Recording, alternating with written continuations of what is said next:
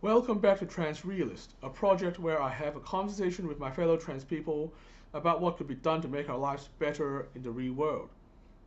Previously, I suggested a possible post-woke model of trans discourse, which will hopefully lead to a more productive discussion and a pathway forward for trans rights reforms.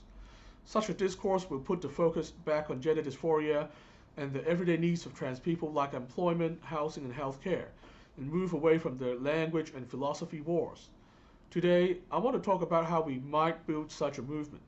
I actually think that trans people are in the best position to help bring this about. Let me explain. Trans issues have gone truly mainstream, whether we like it or not. 2022 is the year in which trans issues have truly become a routine part of national level politics, as seen in the US Supreme Court confirmation hearings, the Australian federal election, and the British Conservative Party leadership election. Unfortunately, in each of these cases, it is trans-skeptical forces which have brought the issue up, and there is no reason to expect anything different anytime soon. In the face of this, trans allies, many of whom don't exactly understand the nuances of trans issues either, have often reflexively taken up the talking points of the loudest activists to argue back. What I don't understand is that these activists don't always represent the reality or the interests of many trans people. In some cases, these talking points have actually been unhelpful for us and have given gender-critical activists further ammunition to use against us. Lost in all of this is an actual understanding of trans people's lives and needs.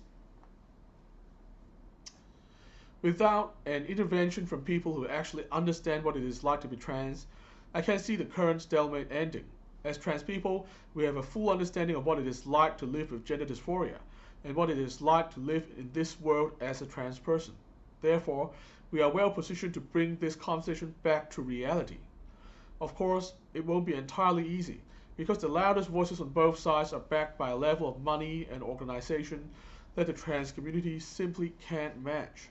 However, many people are actually very interested in what trans people have to say, so we at least have an avenue to make ourselves heard. The next problem then would be how many people we can reach.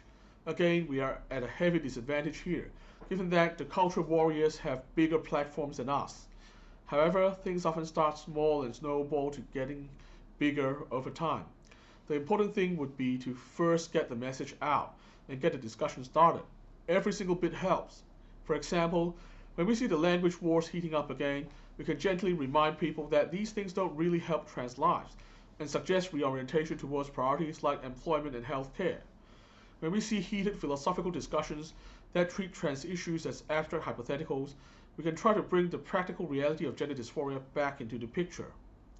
Replying to what other people out there are saying can also be a useful way to insert our voices into the conversation and to challenge existing misconceptions on both sides. Bit by bit, we can change the conversation. That's all for today. I'll be back next time to discuss another big idea. Remember, on this show, the personalities don't matter, it's the ideas that matter. Until next time, remember to resist conformity and stay positive. Our future depends on it.